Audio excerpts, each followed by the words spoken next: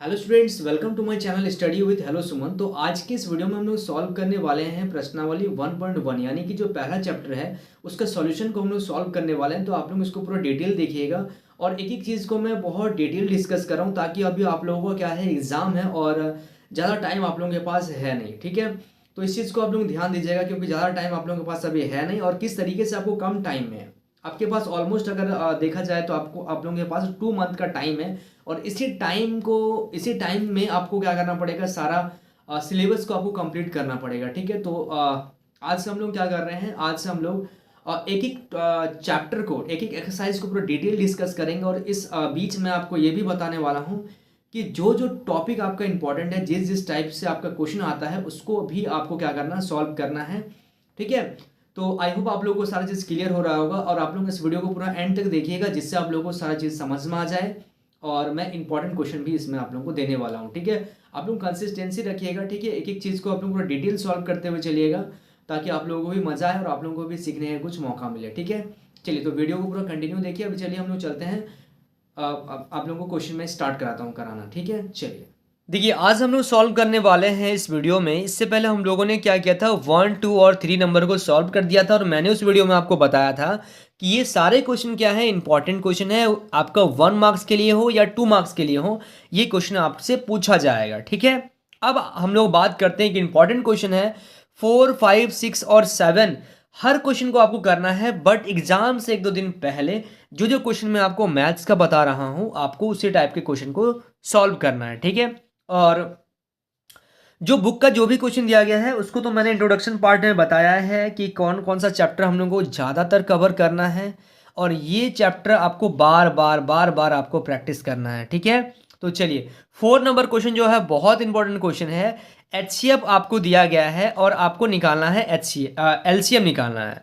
तो क्वेश्चन में बोला जा रहा है कि एचसीएफ आपको दिया गया है 306 और 657 का। एचसीएफ आपको दिया गया है 9 और आपको इसका एलसीएम निकालना है। और बाकी क्वेश्चन जो देख रहे हैं वो मैं आगे बताऊंगा कि ये इंपॉर्टेंट है या नहीं है। ठीक है, चलिए क्वेश्चन नंबर 4 को सॉल्व कर लेते हैं। देखिए क्वेश्चन नंबर 4 को ध्यान से देखिएगा। ठीक है, इंपॉर्टेंट क्वेश्चन है, मैंने आपको पहले ही बता दिया। तो आपको दिया गया है एचसीएफ किसका, 306 और 657 का एचसीएफ दिया गया है 9। आपको निकालना क्या है, आपको निकालना एलसीएम। 306 और 657 का आपको क्या निकालना है, एलसीएम निकालना है। ठीक है, हम लोग क्या जानते हैं, हम लोग ये जानते हैं कि दो संख्याओं का गुणनफल बराबर एचसीएफ इंटू एलसीएम। दो संख्याओं का गुणनफल होता है आपका एचसीएफ इंटू एलसीएम। ठीक है, अभी क्लियर दिख रहा होगा। तो दो संख्याओं का गुणनफल बराबर होता है एचसीएफ गुना एलसीएम। तो दो संख्याओं का गुणनफल क्या क्या है, 60306 इंटू ये दो नंबर दिया गया है ना, यही दो नंबर है 657। ठीक है, ये दो संख्याओं का गुणनफल, दोनों को क्या कर दिए हम लोग, गुना कर दिए।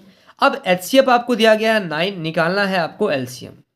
जिस चीज़ को निकालते हैं उसको हम लोग अकेला करते हैं और कोई भी नंबर अगर मल्टीप्लाई में हो उसको इक्वल टू का अगर इस पर लाते हैं तो वो डिवाइड में हो जाता है।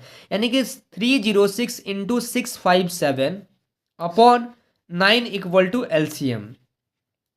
ठीक है, एलसीएम निकालना है। अब आप इसको 3 का टेबल से कैंसिल कर दीजिए। 3 3 जा 9, 3 1 जा 3 0, 3 2 जा 6। अब ये फिर से 3 का टेबल में कैंसिल होगा। 3 1 जा 3, ये कैंसिल होगा आपका। 3 3 जा 9, 1 12, 3 4 जा 12, यानी कि ये आ गया आपका 34। ये कितना आ रहा है आपका, 34 आ रहा है। ठीक है, इसको कैंसिल कर दिए तो अब एलसीएम निकालना है। तो एलसीएम इक्वल टू कितना हो जाएगा, 34 इंटू 657। 34 इंटू 657। अब आप इसको मल्टीप्लाई कर लीजिए तो एलसीएम इक्वल टू होगा आपका 22338। 22338 होगा ये आपका फाइनल आंसर। ठीक है, ये सब इंपॉर्टेंट क्वेश्चन है। ठीक है, ये सब इंपॉर्टेंट क्वेश्चन है, आप लोग करते हुए चलिएगा इसको। ठीक है, मैथ का मैं इंपॉर्टेंट क्वेश्चन दे रहा हूँ आपका मिनिमम। अगर आप जिस तरीके से मैं आपको बता रहा हूँ अगर उस तरीके से आप सॉल्व करते तो मिनिमम आपका 70 मार्क्स, 100 आउट ऑफ 100, 100 में से 70 मार्क्स आपका कहीं नहीं जाएगा। ठीक है, और मैं आपको और आगे बताऊंगा कि किस तरीके से आपको पढ़ाई करना है। बस आप कंटिन्यू देखते रहिएगा और कहीं आपको इधर उधर करने का जरूरत नहीं है। बस एग्जाम के टाइम में दिमाग को स्थिर रखिएगा। 50 जगह दौड़ने से अच्छा है कि एक चीज़ को पकड़िए आप। ठीक है, एक जगह कंटिन्यूअस वीडियो देखिए, वीडियो आएगा, कमेंट कीजिएगा कहीं पे भी अगर आपको दिक्कत हो रहा है तो, ठीक है। पूरा सपोर्ट करने के लिए मैं रेडी हूँ, बस आपका साथ चाहिए, ठीक है। चलिए अब आते हैं हम लोग क्वेश्चन नंबर 5, क्वेश्चन नंबर 6 और क्वेश्चन नंबर 7 को अभी हम लोग सॉल्व करते हैं। तो देखिए क्वेश्चन नंबर 5 को। चलिए क्वेश्चन नंबर 5 को देखिएगा। जांच कीजिए कि क्या किसी प्राकृतिक संख्या n के लिए संख्या 6 का पावर n अंक 0 पर समाप्त हो सकती है या नहीं, होती है या नहीं होती है। तो अभी अगर मैं आपको खास करके बता दूं ये इंपॉर्टेंट है या नहीं है, मैं आपको बताने के बाद इस क्वेश्चन का आपको मैं बताऊंगा कि ये इंपॉर्टेंट क्वेश्चन है या नहीं है। क्वेश्चन आपको समझ में आ रहा है कि आपको जांच करना है क्या किसी प्राकृतिक संख्या n के लिए संख्या 6 का पावर n अंक 0 पर समाप्त होती है या नहीं होती है। बहुत ही शॉर्ट क्वेश्चन है, कोई दिक्कत इसमें नहीं है। आपको बोला क्या गया है, देखिए यहीं पे मैं बता रहा हूं क्वेश्चन नंबर 5 का हल, ठीक है। यहीं पे मैं बता रहा हूं, आपको बोला गया है कि 6 का पावर n, तो 6 का पावर n जो है वो 0 पे कब समाप्त होगा। पावर क्या रखेंगे कि अंक जो है वो 0 पे समाप्त होगा। तो इसका मतलब इसको थोड़ा सा अगर ब्रेक करेंगे तो 2 इंटू 3 होगा इसका पावर n। अब 2 और 3 जो है आपको जीरो लाने के लिए, 2 और 5 चाहिए, तभी तो आपका जीरो आएगा ना। ये जो 10 बन रहा है ये किस में समाप्त हो रहा है, 0 पे समाप्त हो रहा।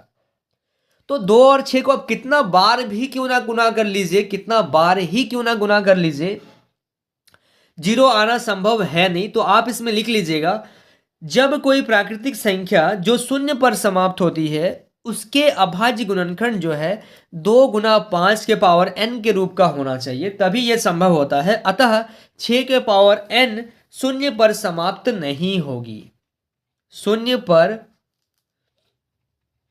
समाप्त नहीं होगी, यह आपको बताना है, ठीक है। समझ में आ गया।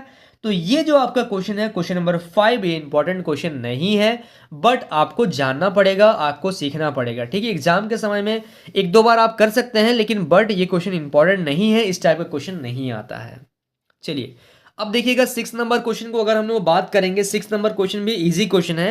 यहाँ पे क्वेश्चन आप लोगों को दिख रहा होगा, ठीक है। देखिए क्वेश्चन को, व्याख्या कीजिए कि 7 इंटू 11 इंटू 13 प्लस 13 और 7 6 5 4 3 2 1 प्लस 5 भाज्य संख्याएं क्यों हैं, ठीक है। बहुत ही बेसिक सा क्वेश्चन है, ठीक है। इसको पहले सॉल्व करते हैं, क्योंकि अगर मैं पहले ही आप लोगों को बोल दूंगा कि ये इंपॉर्टेंट नहीं है तो फिर आप लोग इस क्वेश्चन को देखेंगे नहीं, ठीक है। आप लोग इसको क्वेश्चन को मान लीजिए, हो सकता है कि कभी दे दे तो फिर क्या कीजिएगा, लेकिन देखना जरूरी है। बट एग्जाम से पहले आपको जो क्वेश्चन मैं बोल रहा हूं उसी को आप लोग प्रिपरेशन करते हुए चलिएगा, ठीक है।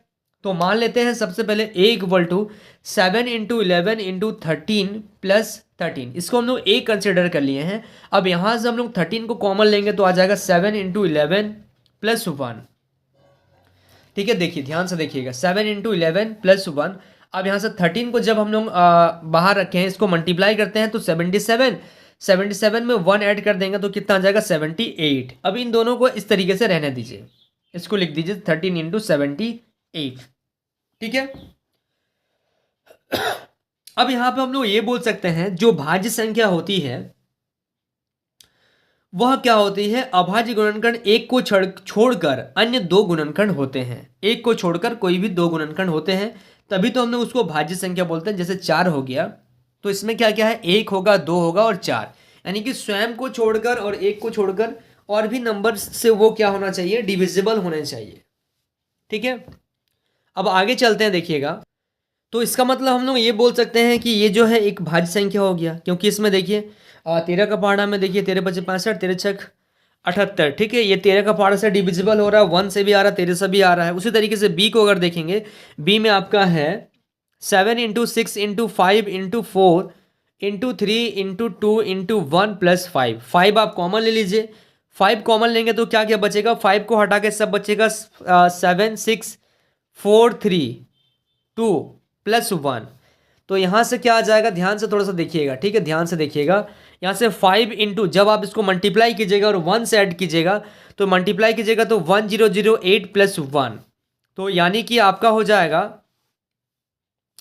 5 इंटू 1009, ठीक है। 5 इंटू 1009, और ये भी क्या है, ये भी एक भाज्य संख्या है, क्योंकि इसका जो फैक्टर बन रहा है ये भी एक भाज्य संख्या है, क्योंकि इसके भी अन्य गुणनखंड में एक को छोड़कर कोई 2 गुणनखंड हो रहे हैं, इसीलिए ये भी क्या है, ये भी आपका भाज्य संख्या है।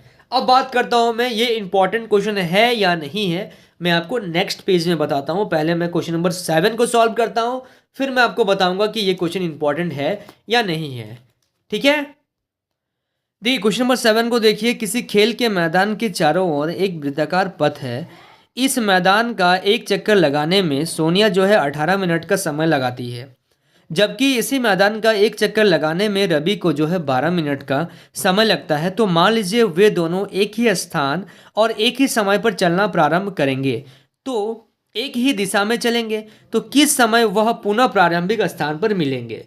तो देखिए अब मैं इसको थोड़ा सा आपको डिटेल से बताता हूँ। अब बुक को मैं साइड रखता हूँ, क्वेश्चन को मैं इसी पेज में सॉल्व करता हूँ। ध्यान से आप लोग देखिएगा, ठीक है। बहुत छोटा सा क्वेश्चन है, इंपॉर्टेंट है कि नहीं वो भी मैं आपको बताऊंगा, पहले नहीं बता रहा हूं मैं। पहले आप लोग, ये 6 नंबर क्वेश्चन था, ये 5 नंबर क्वेश्चन है, ठीक है। अब आते हैं हम लोग 7 नंबर क्वेश्चन पे। तो एक क्या है, एक मैदान है। अब यहाँ पे सोनिया है और रवि है, जो दोनों क्या कर रहे हैं, एक ही जगह से चक्कर लगाना चालू कर रहे हैं।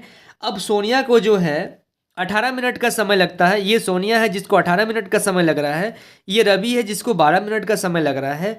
यहाँ से ये स्टार्ट कर रहे हैं दौड़ना, ये 18 मिनट में पहुंच रही है, ये 12 मिनट में पहुंच रहा है। तो मेरे को ये बताना है, आपको ये बताना है कि ये पुनः कब, किस स्थान पर, कितने समय पे फिर से ये एक दूसरे से मिलेंगे। तो सबसे पहले आपको करना ये पड़ेगा, इस क्वेश्चन में करना ये पड़ेगा कि 18 का अगर आप एलसीएम लेंगे तो 2 गुना 3 गुना 3, और आप 12 का जब एलसीएम लेंगे तो वो आएगा आपका 2 गुना 2 गुना 3। ठीक है, इसमें आप एक काम कीजिएगा, इसमें आपको एचसीएफ आपका जरूरत तो नहीं पड़ेगा, बट आप बता सकते हैं एचसीएफ आ जाएगा 2 गुना 3, यानी कि एचसीएफ आ जाएगा 6।